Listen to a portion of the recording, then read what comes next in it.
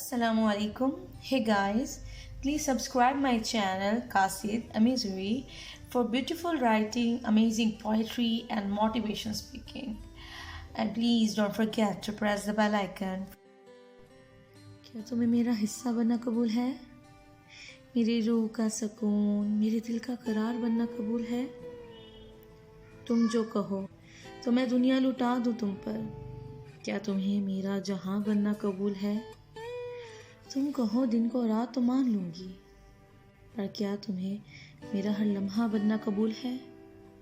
तुमसे ज़्यादा तुमको चाहूँगी, एक बार मुस्कुराओगे हमेशा मुस्कुराता पाओगे।